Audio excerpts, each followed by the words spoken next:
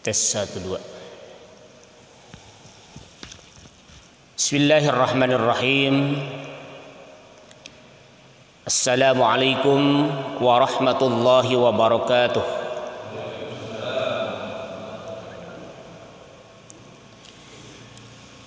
Alhamdulillahi rabbil alamin. Nahmaduhu wa nasta'inuhu wa nastaghfiruh. Wa na'udzu billahi min shururi anfusina wa min sayyiati a'malina. May yahdihillahu fala mudilla lahu wa may yudlilhu fala hadiya lahu. Asyhadu an la ilaha illallah wahdahu la syarika lahu wa asyhadu anna Muhammadan abduhu wa rasuluhu la nabiyya ba'dah. Allahumma salli ala sayyidina Muhammad wa ala ali sayyidina Muhammad kama sallaita ala Ibrahim wa ala ali Ibrahim wa barik ala sayyidina Muhammad wa ala ali sayyidina Muhammad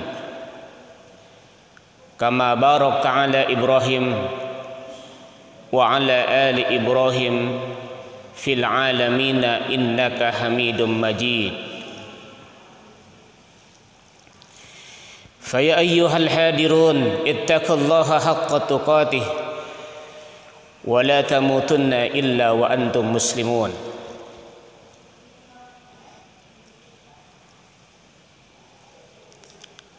Hadirin jamaah pengajian Masjid Mukhlisin Lahuddin rahimakumullah.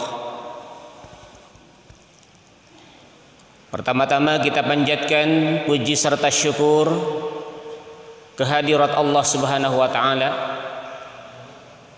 Alhamdulillah pada kesempatan malam hari ini,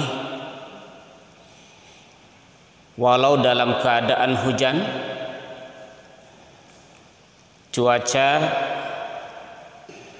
yang sangat dingin, diguyur hujan sejak siang hari tadi, namun alhamdulillah tentu kita bersyukur kepada Allah,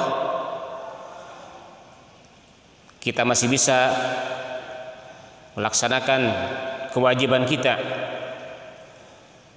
diawali dengan sholat berjamaah maghrib, dan insyaallah kita akan lanjutkan dengan kajian kitab Nasha'ihul Ibad.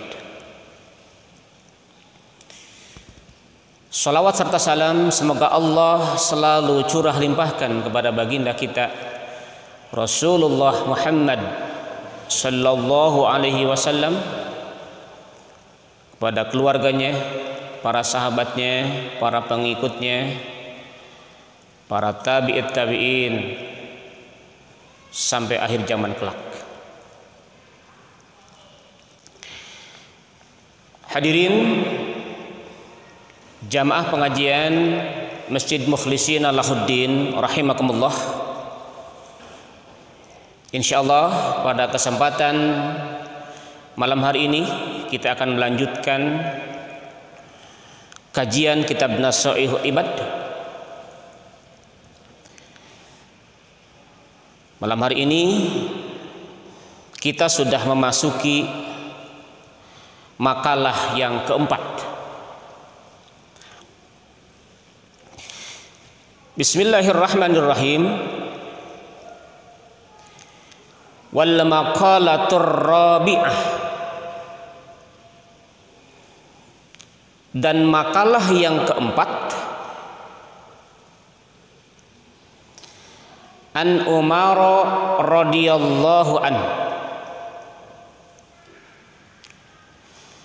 dari Umar radhiyallahu an, semoga Allah meridhoinya, nukila anis Syekh Abdul Mu'ti As-Samlawi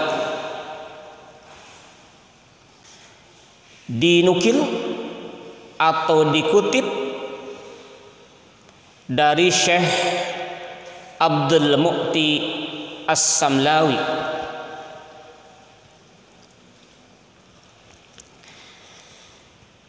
anna Nabiyya sallallahu alaihi wasallam, sesungguhnya Nabi Muhammad sallallahu alaihi wasallam qala li Jibril alaihi salam,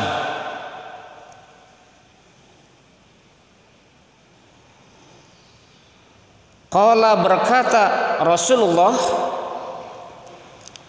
bertanya Rasulullah li Jibril alaihi salam terhadap malaikat Jibril alaihi salam.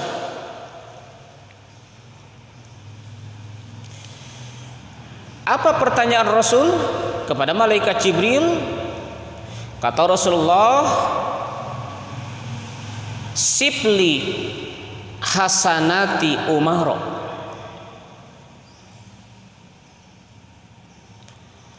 sifatilah bagiku kebaikan-kebaikan Umar bin Khattab.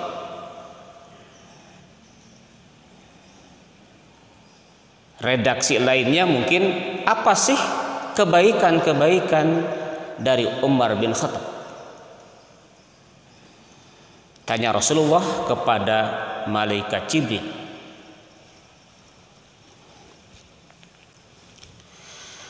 Faqala, maka Jibril menjawab, lau kanatil biharu midadan,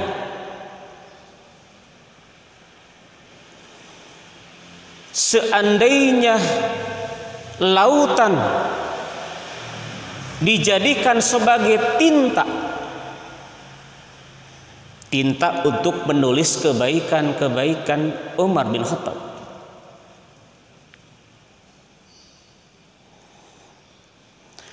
wasyajaru aklaman, dan pohon-pohon dijadikan sebagai penanya untuk mencatat kebaikan-kebaikan Umar, maka lama hasartuha,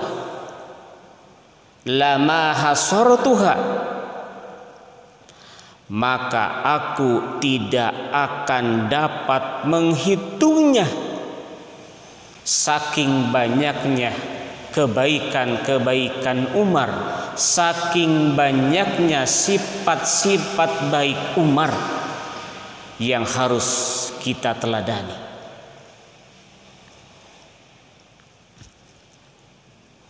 Jadi Jibril menjelaskan, air lautan yang begitu banyak, kemudian pohon kalau dijadikan sebagai penanya, tidak akan bisa menghitung sifat-sifat kebaikan Umar karena saking banyaknya. Begitu jawaban Jibril kepada Rasulullah Muhammad sallallahu alaihi wasallam.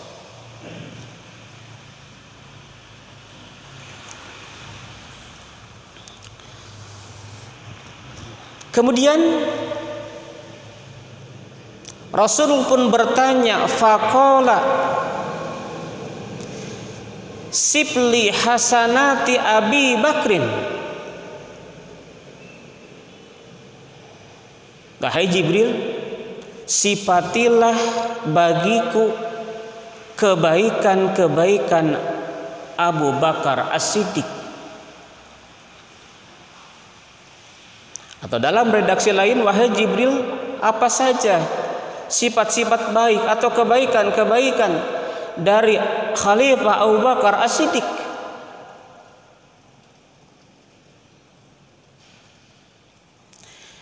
Faqala, kemudian Jibril menjawab, Umaru hasanatun min hasanati Abi Bakrin. Kata Jibril bahwa Umar adalah satu kebaikan dari kebaikan-kebaikan Abu Bakar As-Siddiq.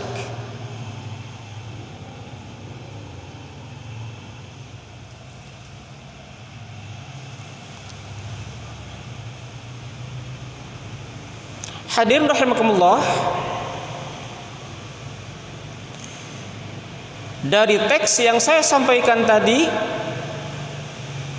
maka ada dua kata kunci yang harus kita pahami yang terdapat dalam kitab Nasha'ihul Ibad ini. Pertama, apa saja sifat-sifat baik atau kebaikan yang dimiliki oleh Umar bin Khattab. Kemudian apa saja kebaikan-kebaikan atau sifat baik yang dimiliki oleh Abu Bakar As-Siddiq.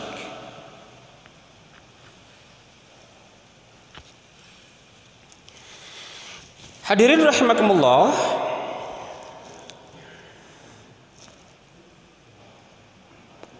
Jibril sudah menjawab, tidak bisa memberikan jawaban berapa sifat baik atau kebaikan-kebaikan dari Umar bin Khattab dan kebaikan-kebaikan dari Abu Bakar As-Siddiq. Oleh sebab itu maka saya sampaikan hanya sebagian saja, karena terlalu banyak kebaikan Umar bin Khattab dan Abu Bakar As-Siddiq.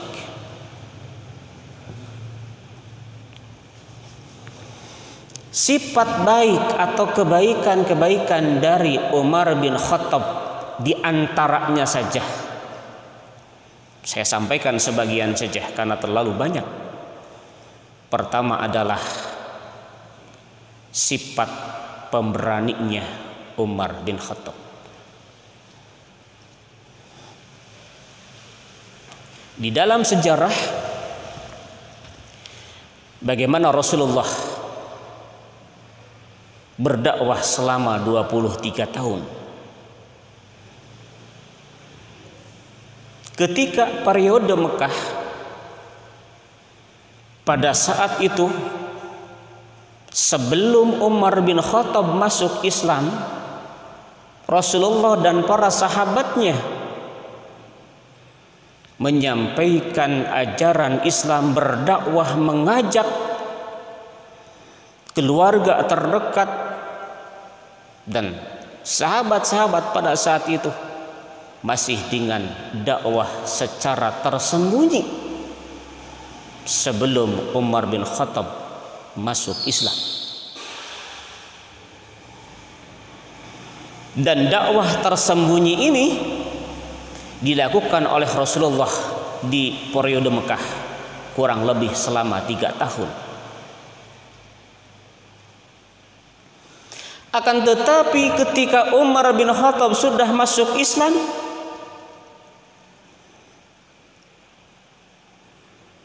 Rasulullah mulai merasa regreg dengan keberanian di mana Umar ini dijuluki sebagai singa padang pasir pada saat itu. Secara bertahap, walaupun ini sudah perintah Allah, tetapi dengan masuknya Umar bin Khattab menjadi Muslim, Rasulullah mulai menyampaikan dakwahnya dengan cara terang-terangan.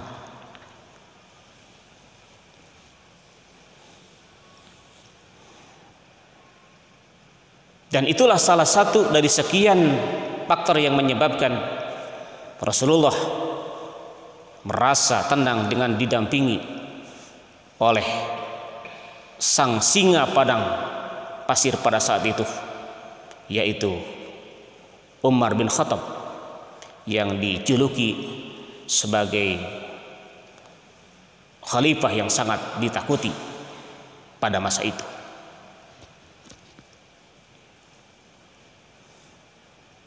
Lalu yang kedua,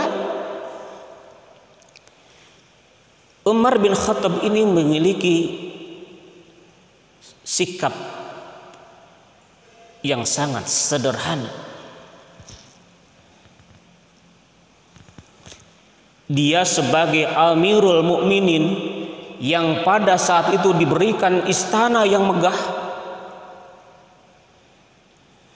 tetapi Umar bin Khattab tidak pernah menempati istananya.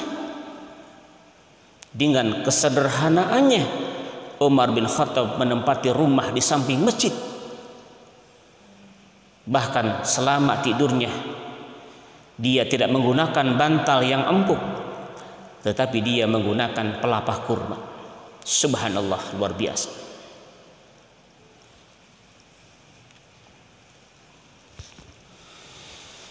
Lalu yang ketiga, Umar bin Khattab memiliki sikap yang tegas dalam kepemimpinannya. Sejarah telah mencatat bagaimana Khalid bin Walid, salah satu panglima yang sukses, yang memenangkan beberapa kali peperangan besar, tetapi bagaimana Umar bin Khattab ini memberikan sebuah keputusan yang tegas dengan cara memberhentikan secara hormat Khalid bin Walid pada saat itu.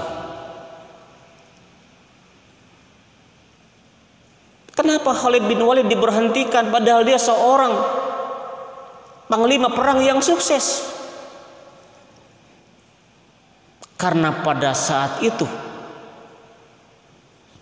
Umar bin Khattab mengkhawatirkan terjadinya pendewaan pengkultusan yang berlebihan terhadap Khalid bin Walid.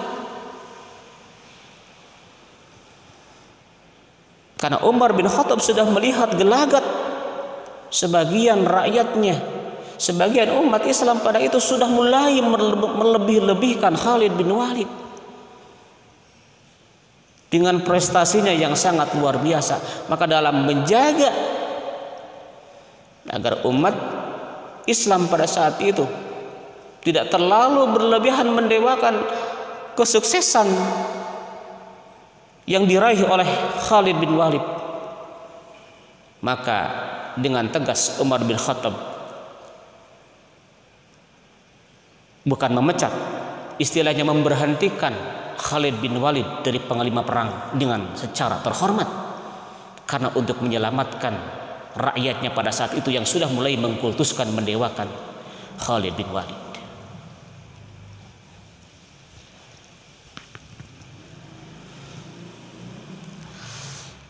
Kemudian yang keempat,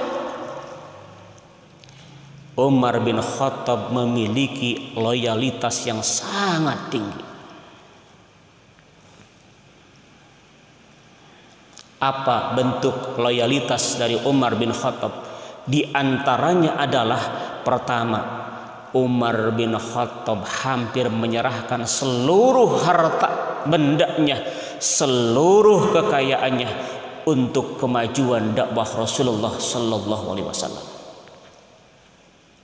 Saking loyalnya kepada Rasulullah, hampir setengah harta kekayaannya diberikan untuk kemajuan Islam.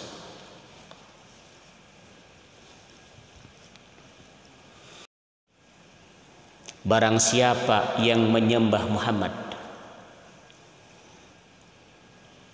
Muhammad sudah mati. Dan barang siapa yang menyembah Allah tidak akan pernah mati dan akan hidup selamanya. Mendengar apa yang disampaikan oleh Umar bin Khattab, apa yang disampaikan oleh Abu Bakar As-Siddiq, Umar bin Khattab mulai tersadar. Lalu dia menangis melihat kejadian bahwa Rasulullah memang sudah meninggal dunia. Itu salah satu loyalitas yang sangat luar biasa yang ditunjukkan oleh Umar bin Khattab.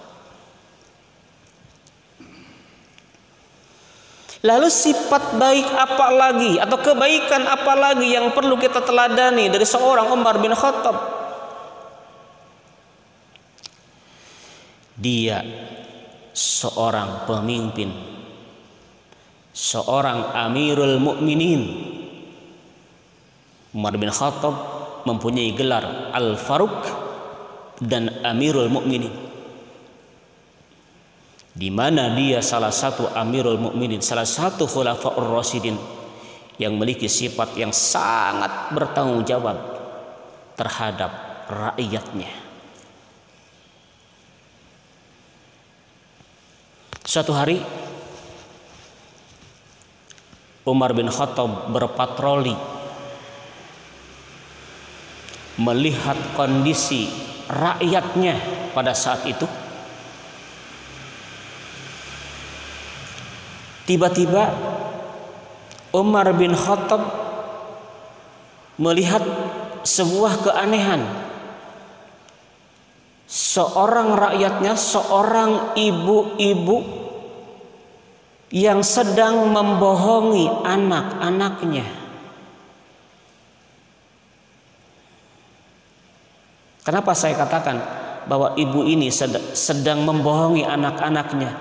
Si ibu ini sedang memasak, seolah-olah dia memasak beras, seolah-olah dia sedang memasak gandum, karena anak-anaknya merengek menangis kelaparan.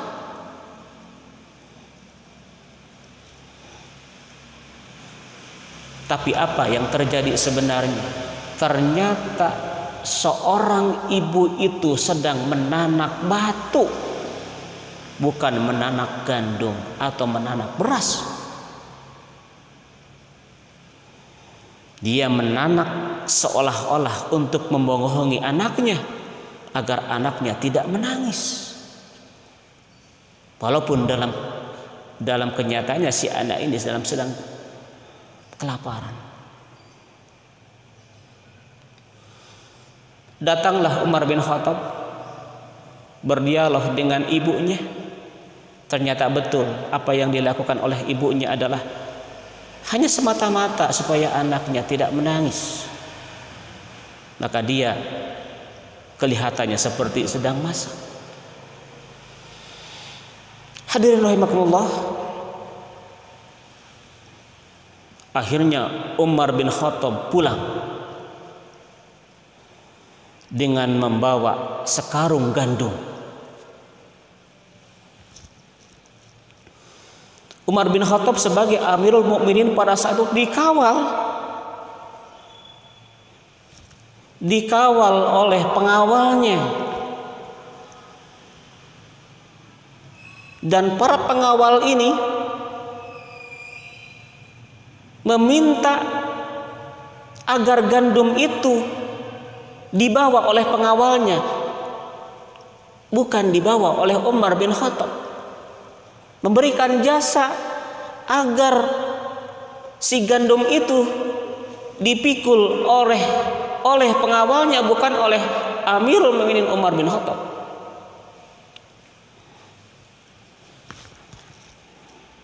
Apa ucapan yang keluar dari Umar bin Khattab?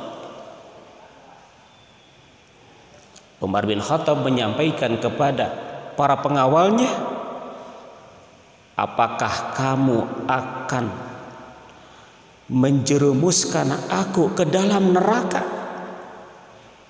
karena rakyatku dalam keadaan kelaparan?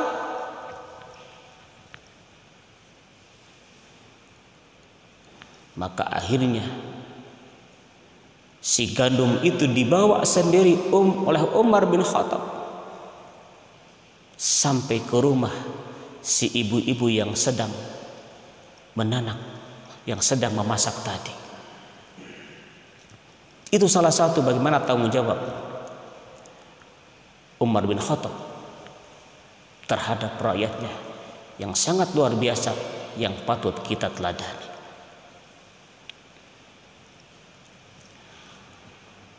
Hadirin jamaah pengajian Mukhlishina Lahuddin rahimakumullah. Lalu apa kebaikan-kebaikan atau sifat baik dari Abu Bakar As-Siddiq Tadi sudah dijelaskan di dalam redaksinya, Umaru hasanatun min hasanati Abi Bakrin, kata Jibril, bahwa Umar adalah salah satu kebaikan dari kebaikan Abu Bakar. Artinya sama halnya banyaknya kebaikan yang dilakukan oleh Umar bin Khattab dan Abu Bakar As-Siddiq. Sifat-sifat baik yang harus kita teladani dari beliau. Dan di antara sifat-sifat baik Abu Bakar As-Siddiq atau kebaikan-kebaikan dari Abu Bakar As-Siddiq, pertama adalah di antaranya karena kejujurannya.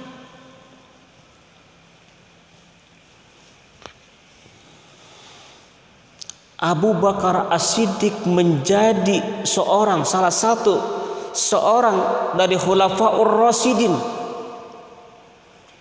yang menjadi kaya. Abu Bakar As-Siddiq, dia terapkan kejujurannya dalam berniaga, seperti halnya yang dicontohkan oleh Rasulullah ketika di negeri Syam.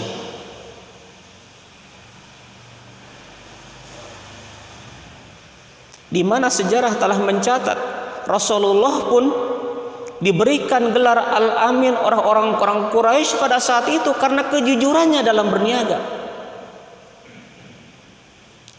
Abu Bakar As-Siddiq pun sama, meneladani apa yang dicontohkan oleh Rasulullah ketika berniaga. Kuncinya adalah kejujuran, seperti halnya yang dilakukan oleh Rasulullah. Dan dengan kejujuran itulah, dengan kejujuran dalam berniaganya Abu Bakar As-Siddiq, maka Abu Bakar As-Siddiq menjadi pengusaha yang sukses.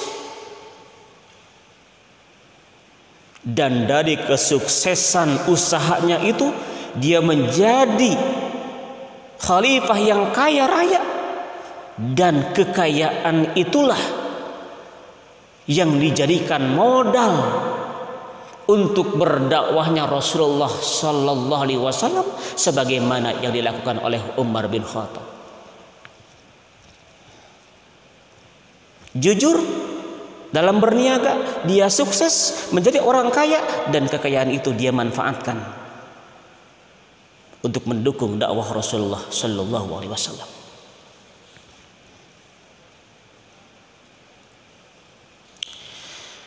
Kemudian yang kedua adalah rendah hati.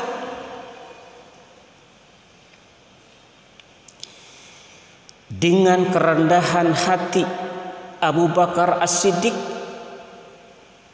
dia bergaul dengan du'afa, dia bergaul dengan fakir miskin, dia bergaul dengan kaum-kaum lemah. Dia tidak menjaga jarak, dia bergaul, berbaur dengan masyarakat biasa, dengan orang-orang yang fakir, dengan orang-orang yang miskin, dengan orang-orang yang lemah. Dengan kerendahan hatinya, dengan ketawaduannya, masyarakat luas menjadi tertarik dengan apa yang pernah dilakukan, yang dicontohkan oleh Abu Bakar As-Siddiq. Dan Abu Bakar As-Siddiq banyak masyarakat yang pada saat itu selalu bergaul, berteman dengan Abu Bakar As-Siddiq karena kesederhanaan dan karena kerendahan hatinya.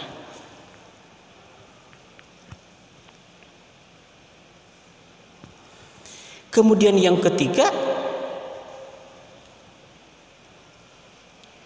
salah satu sikap dan sifat baik Abu Bakar As-Siddiq adalah beliau sangat senang untuk bermusyawarah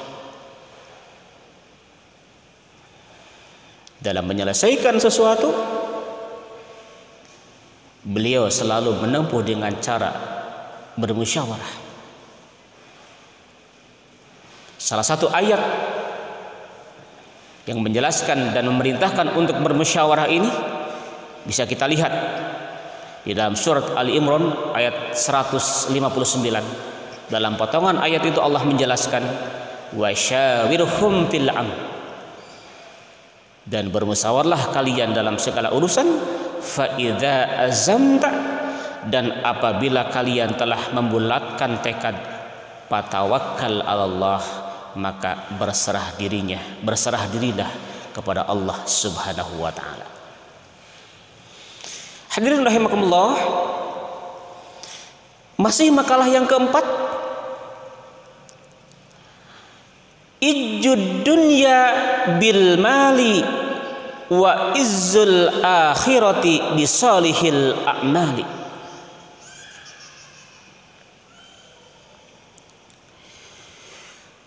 Izzud dunya, kemuliaan dunia,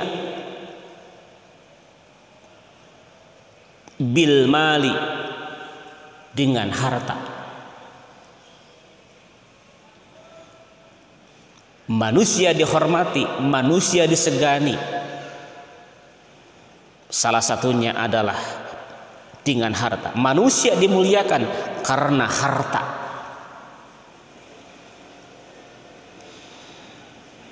Tapi wa izzul akhirah, kemuliaan akhirat,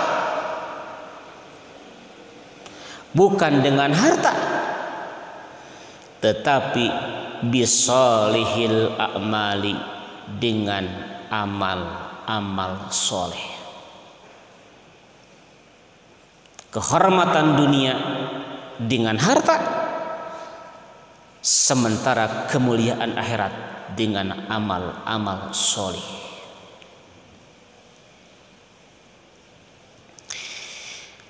Fala tataqwa umurud dunya, maka tidak akan kuat urusan-urusan dunia, wala tasluhu, dan tidak akan beres urusan-urusan dunia, illa bil amwali, kecuali dengan harta, dengan uang, apapun urusan dunia bisa beres. Tetapi pala wala tataqawwa umurul akhirah, dan tidak akan kuat urusan-urusan akhirat, wala tasluhu, dan tidak akan beres urusan-urusan akhirat, illa bil a'malis sholihah, kecuali dengan amal-amal sholih.